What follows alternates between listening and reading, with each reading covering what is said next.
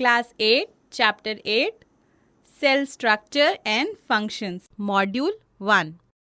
Interesting chapter पढ़ेंगे जिसका नाम है सेल स्ट्रक्चर एंड फंक्शंस. अपने चारों तरफ देखिए, आपको क्या दिख रहा है? बहुत सारी चीज़ें हैं. There are so many things. What are these things? Say for example table, book, pen, plants, insects, humans और बहुत कुछ. इन सभी चीज़ों में से कुछ लिविंग हैं और कुछ नॉन लिविंग. तो कौन कौन सी चीज़ें हैं जो लिविंग हैं? प्लांट्स, इंसेक्ट्स और ह्यूमंस, ये सभी लिविंग हैं. और टेबल, बुक और पेन, ये नॉन लिविंग हैं.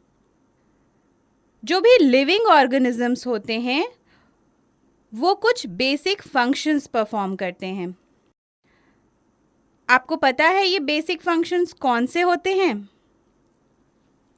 ये बेसिक फंक्शंस हैं digestion, respiration, excretion, circulation, movement. ये जो फंक्शंस लिविंग ऑर्गेनिज्म परफॉर्म करते हैं वो कुछ ऑर्गन्स की हेल्प से होते हैं. जैसे डाइजेशन की प्रोसेस में कौन कौन से ऑर्गन्स इंपॉर्टेंट रोल प्ले करते हैं? माउथ, फूड पाइप, स्टमक और इंटेस्टाइन. तो डाइजेशन की प्रोसेस में माउथ, फूड पाइप, स्टमक और इंटेस्टाइन इंपॉर्टेंट रोल प्ले करते हैं. यानी डाइजेशन की प्रोसेस इन ऑर्गन्स की हेल्प से होती है. रेस्पिरेशन की प्रोसेस में नोज़, विंड पाइप और लंग्स, ये इम्पॉर्टेंट रोल प्ले करते हैं. तो इस तरह से different sets of organs body में डिफरेंट फंक्शंस परफॉर्म करते हैं. ठीक है, समझ आ गया आपको? सारे लिविंग ऑर्गेनिजम्स में ये बेसिक फंक्शंस होते हैं. अब ये जो लिविंग ऑर्गेनिजम्स होते हैं उनमें इन फंक्शंस के अलावा एक और कॉमन फीचर होता है. अब ये फीचर कौन सा होता है? ये फीचर है कि सारे लिविंग ऑर्गेनिजम्स जो होते हैं वो सेल से बने होते हैं. किससे बने होते हैं? सेल से. All living organisms are made up of cells. सारे लिविंग ऑर्गेनिजम्स यानी प्लांट्स और एनिमल्स सेल से बने होते हैं. अब चाहे कोई भी ऑर्गेनिज्म हो, चाहे वो बहुत बड़ा हो जैसे कि वेल या बैनियन ट्री या मैंगो ट्री, या वो बहुत ही छोटा हो जैसे कि इंसेक्ट या ग्रास, ये सारे ऑर्गेनिज्म, सारे प्लांट और एनिमल्स सभी किससे बने होते हैं? सेल से. यानी कितना भी कॉम्प्लेक्स ऑर्गेनिज्म क्यों ना हो, वो सेल से ही मिलकर बना होता है. तो हम क्या कहते हैं? हम कहते हैं कि cell basic unit of life है. Cell is the basic unit of life. जैसे ब्रिक्स से मिलकर एक घर बनता है, उसी तरह से सेल से मिलकर एक ऑर्गेनिज्म बनता है. तो देखा आपने सेल कितना इम्पॉर्टेंट है. कोई भी एनिमल, कोई भी प्लांट, चाहे कितना बड़ा हो या चाहे जितना छोटा हो, वो सभी सेल से ही मिलकर बने होते हैं. तो हमने क्या क्या पढ़ा? मेन पॉइंट्स एक बार रिवाइज करते हैं. There are a number of different things around us. These things are either living or non-living. All living organisms carry out certain basic functions like digestion, respiration, excretion. All living organisms are made up of cells. Cell is the basic और fundamental unit of life. चलिए अब देखते हैं कि cell की discovery कब हुई, कैसे हुई और किसने की. एक इंग्लिश साइंटिस्ट थे जिनका नाम था रॉबर्ट हुक. क्या नाम था? Robert Hooke. ईयर 1665 में रॉबर्ट हुक कॉर्क की एक पतली सी स्लाइस को ऑब्जर्व कर रहे थे. किस में ऑब्जर्व कर रहे थे? अपने बनाए हुए एक माइक्रोस्कोप में. कॉर्क क्या होता है? कॉर्क एक ट्री की बार्क यानी छाल का पोर्शन होता है. और माइक्रोस्कोप वो इंस्ट्रूमेंट है जिससे हम सेल को देख सकते हैं. क्योंकि सेल्स बहुत छोटे होते हैं इसलिए हम उन्हें माइक्रोस्कोप से देखते हैं. So Robert Hooke was observing the thin slices of cork under the microscope. And what did he observe? उन्होंने क्या ऑब्जर्व किया? उन्होंने ऑब्जर्व किया कि कॉर्क के जो स्लाइस हैं उसमें बहुत सारे कंपार्टमेंट्स हैं या बॉक्स की तरह स्ट्रक्चर्स हैं. ये कंपार्टमेंट्स या बॉक्सेस बिल्कुल हनी कॉम्ब यानी मधुमक्खी के छत्ते की तरह दिख रहे थे. किसकी तरह दिख रहे थे? हनी कॉम्ब की तरह. रॉबर्ट हुक ने ये भी नोटिस किया कि ये सारे कंपार्टमेंट्स एक दूसरे से एक वॉल से सेपरेटेड हैं. रॉबर्ट हुक ने इन कंपार्टमेंट्स को क्या कहा? रॉबर्ट हुक ने इन कंपार्टमेंट्स या बॉक्स लाइक स्ट्रक्चर को सेल कहा. तो इस तरह से हुई थी सेल की यानी लाइफ की बेसिक यूनिट की डिस्कवरी. रॉबर्ट हुक ने जो बॉक्सेस या कंपार्टमेंट्स देखे थे या कॉर्क के जो सेल्स देखे थे वो एक्चुअली में डेड सेल्स थे. इन सेल्स में लिविंग कंटेंट नहीं था और वो छोटे छोटे रूम्स की तरह बॉक्सेस की तरह दिख रहे थे. अब देखते हैं सेल थ्योरी क्या है.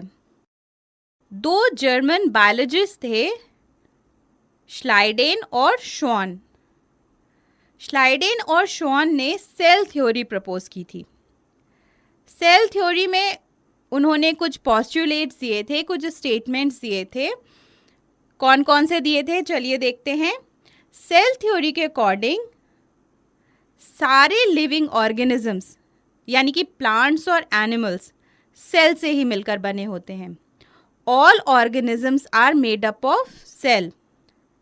सारे प्लांट्स और एनिमल्स यानी कोई जितना भी छोटा प्लांट हो जैसे कि ग्रास या जितना बड़ा हो बैनियन ट्री, और कोई भी एनिमल, चाहे हम रैट की बात करें, डॉग की बात करें, किसी भी एनिमल की बात करें, सभी सेल से मिलकर बने होते हैं. तो all organisms are made up of cell. दूसरा पॉस्टुलेट या स्टेटमेंट जो उन्होंने दिया था वो था cell are the basic structural and functional unit of all living organism. इसका क्या मतलब हुआ? इसका मतलब हुआ कि जितने भी लिविंग ऑर्गेनिजम्स हैं उनकी स्ट्रक्चरल और फंक्शनल यूनिट क्या है? सेल. स्ट्रक्चरल यूनिट से क्या समझ आता है? स्ट्रक्चरल यूनिट मतलब जो उनके स्ट्रक्चर की सबसे छोटी यूनिट है वो सेल है, यानी कि सारे ऑर्गेनिजम्स सेल से ही बने होते हैं. तो cell is the structural unit of life. Cell functional unit है लाइफ की. इसका क्या मतलब हुआ? इसका मतलब हुआ कि सभी ऑर्गेनिजम्स में जो बेसिक फंक्शंस होते हैं वो सारे फंक्शंस भी अल्टीमेटली सेल में ही होते हैं. इसलिए हम कहते हैं कि cell is the functional unit of life.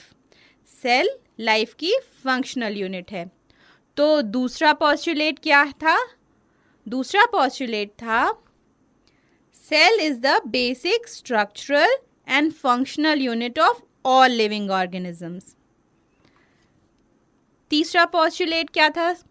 तीसरा पॉस्टुलेट था new cells arise from pre existing cells only by cell division. इसका क्या मतलब हुआ? जो भी सेल्स होते हैं वो पुराने सेल्स से ही बनते हैं, सेल्स के सेल डिवीजन से बनते हैं। ये सेल अपने आप फॉर्म नहीं हो जाते। कोई भी एक सेल डिवाइड करके दूसरे सेल्स बनाता है, ये सेल डिवाइड करके फिर से नए सेल्स बनाते हैं।